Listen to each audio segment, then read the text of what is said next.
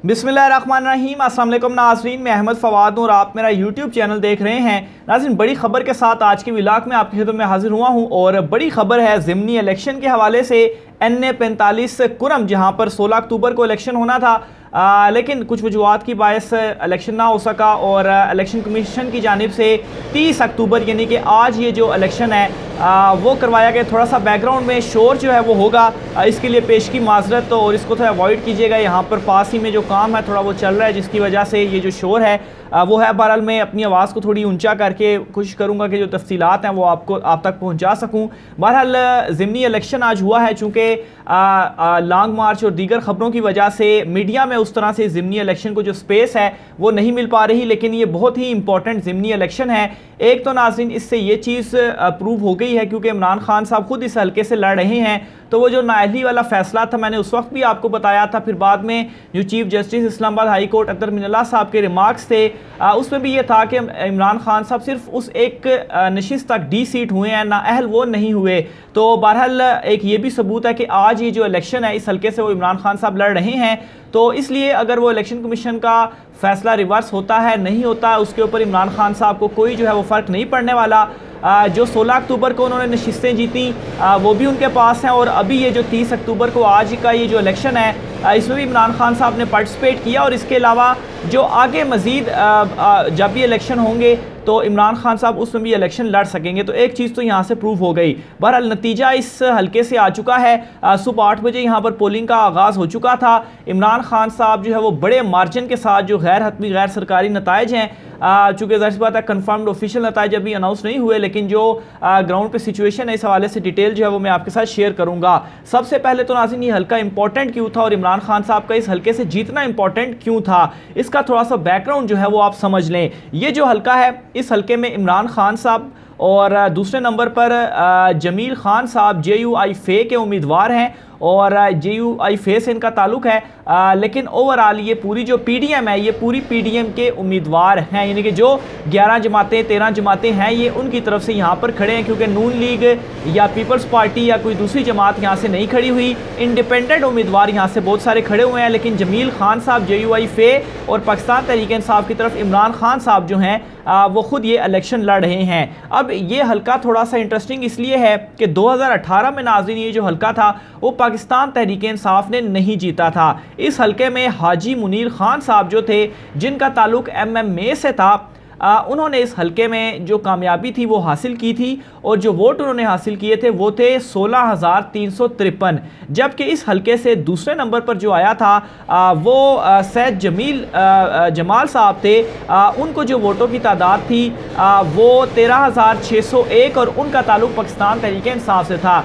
यानी कि 2018 में पाकिस्तान तहरीक इंसाफ इस हल्के में दूसरे नंबर पर थी, जबकि तीसरे नंबर पर आज़ाद उम्मीदवार जिन्होंने 11,370 वोट हासिल किए थे, मलिक फ़खर जमान साहब, वो इस हल्के में तीसरे नंबर पर रहे थे। यानी कि JUI फे यहाँ पर हल्के में उस वक्त भी 2018 में भी कहीं करीब भी नहीं थी, जबकि पाकिस्तान तहरीक इंसाफ को 3,000 के करीब वोटों से यहाँ से शिकस्त हुई थी। लेकिन फिर हाजी मुनीर खान साहब की डेथ के बाद ये हल्का, ये जो सीट थी वो खाली हुई। यहाँ पर 2021 में जो ज़िमनी इलेक्शन था, यानी कि डेढ़ साल ही हुआ है, 2021 में यहाँ पर दोबारा इलेक्शन हुआ और मलिक फ़खर जमान जो कि आज़ाद हैसियत में लड़े थे 2018 में, उन्हें पाकिस्तान तहरीक इंसाफ ने टिकट दिया और यहाँ से पाकिस्तान तहरीक इंसाफ की तरफ से उन्होंने ये जो नशिस्त थी वो हासिल की और 16,911 वोट उन्होंने हासिल किए। जबकि दूसरे नंबर पर नाज़रीन जमील खान साहब जो थे वो रहे और 15,761 वोट उन्होंने हासिल किए और JUI फे की तरफ से थे। यानी कि 2021 के ज़िमनी इलेक्शन में भी JUI फे और पाकिस्तान तहरीक इंसाफ के दरमियान कोई अराउंड अबाउट 1,1200 के करीब वोटों का जो फ़र्क था वो था और JUI फे हारी और पाकिस्तान तहरीक इंसाफ जीती थी। जबकि साद जमील साहब उस वक्त 2021 में आज़ाद हैसियत में यहाँ से खड़े हुए थे और 15,560 वोट उन्होंने हासिल किए थे। और ये सैयद जमाल साहब जो हैं ये पाकिस्तान तहरीक इंसाफ की तरफ से 2018 फिर आज़ाद हैसियत में लड़े थे।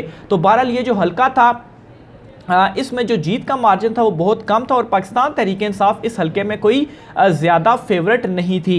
अब नाज़रीन, पाकिस्तान तहरीक इंसाफ ने जब असेंबलियों से इस्तीफ़े दिए तो पाकिस्तान तहरीक इंसाफ के जो 2021 में जिन्होंने इलेक्शन जीता था मलिक फ़खर जमान साहब, उनकी जानिब से भी इस्तीफ़ा जो है वो सामने आ गया, उन्होंने भी इस्तीफ़ा दे दिया। पहले तो 16 अक्टूबर को यहाँ पर हल्के में अनाउंसमेंट थी कि इधर ज़िमनी इलेक्शन होगा, फिर कुछ सिचुएशन की वजह से यहाँ पर नहीं हो सका। उसके बाद इलेक्शन कमीशन ने 30 अक्टूबर की अनाउंसमेंट की कि इस हल्के में इलेक्शन होगा। अब इस हल्के के अंदर नाजरीन पाकिस्तान तहरीक इंसाफ इमरान खान साहब खुद इलेक्शन लड़ रहे हैं और जमील खान साहब जो कि ऑलरेडी 2021 के ज़िमनी इलेक्शन में भी JUI फे की सीट से वो लड़े थे और उन्होंने 1200 के करीब वोटों के मार्जिन से वो हारे थे। लेकिन अब चूँकि उन्हें पूरी PDM की भी हिमायत हासिल है, फिर कुछ इंडिपेंडेंट की भी तरफ से उनको हिमायत हासिल है, तो इस वजह से ये जो हल्का था वो बहुत ज़्यादा इम्पोर्टेंट भी था और बहुत ज़्यादा यहाँ पर जो था चांसेस थे कि जो PDM है उनका उम्मीदवार यहाँ से जीत सके। लेकिन नाज़रीन, ये जो हल्का है आज सुबह से जो वहाँ पर सूरत हाल है, बिल्कुल अभी चूँकि लास्ट लम्हात हैं, जो वोटिंग का अमल है वो 5 बजे चूँकि ख़त्म हो जाना है, लेकिन जो हमारी ऑब्जर्वेशन है सुबह से जो वहाँ पर हालात हैं, 8 बजे उधर पोलिंग जो है वो स्टार्ट हो गई थी। एक तो टर्न आउट कोई उतना ज़्यादा नहीं रहा, लेकिन वहाँ पर लोग जो हैं वो इमरान खान साहब के हक़ में निकले हैं और चूँकि इमरान खान साहब इस हल्के से भी खुद इलेक्शन लड़ रहे हैं, तो अभी तक की जो सिचुएशन है उसमें ना सिर्फ इमरान खान साहब इस हल्के से जीत रहे हैं बल्कि जो जीत का मार्जिन है वो भी अच्छा खासा है। अब ये जो हल्का था, इस हल्के में ऑलरेडी जो रजिस्टर वोटों की तादाद थी वो थी ही 2 लाख, इसलिए ये 16,000 या 15,000 जो है वो यहाँ पर वोट पड़े। लेकिन नाजरीन, जो इस वक्त इमरान खान साहब की वहाँ पर सिचुएशन है, जो अवाम ने नताइज सुनाए हैं वहाँ पर, जो हमारी ऑब्जर्वेशन भी है और जो गैर हतमी या कुछ जो रिज़ल्ट हमने ख़ुद वहाँ पर जो कंपाइल किए हैं, तो इमरान खान साहब यहाँ से ना सिर्फ जीत रहे हैं बल्कि एक भारी मार्जिन से इमरान खान साहब जीत रहे हैं। और आप देखेंगे कि अराउंड अबाउट 5-10 हज़ार वोटों का जो डिफरेंस है वो इस वक्त तक का है। टर्नआउट कुछ ज़्यादा नहीं रहा, लेकिन एंड में टर्नआउट जो है वो ज़्यादा हो सकता है क्योंकि ज़्यादातर लोग शाम को भी निकलते हैं। लेकिन उसके बावजूद भी अगर JUI फे की जानिब से ज़्यादा जोर भी लगाया गया तो कोई ज़्यादा वो वोट का जो मार्जिन है उसे क्लोज अप नहीं कर पाएंगे। तो इमरान खान साहब को ये बड़ी कामयाबी हुई है, ख़ास तौर पर इमरान खान साहब का चूँकि लॉन्ग मार्च भी इस वक्त चल रहा है, आज तीसरे रोज़ में वो दाखिल हो चुका है। तो इस वक्त इस कामयाबी की ज़रूरत इस तरह से भी थी कि जो एक बयानिया है वो इसमें एक मज़ीद पॉजिटिव पॉइंट सेटअप होंगे कि इमरान खान साहब ये ज़िमनी इलेक्शन भी जीत चुके हैं और इससे पहले भी जितने ज़िमनी इलेक्शन हुए हैं तमाम में इमरान खान साहब जो हैं वो जीते हुए आए हैं। इसके अलावा लॉन्ग मार्च के हवाले से भी कुछ डिटेल्स आपके साथ में शेयर करता चलूँ माफ़ कीजिएगा।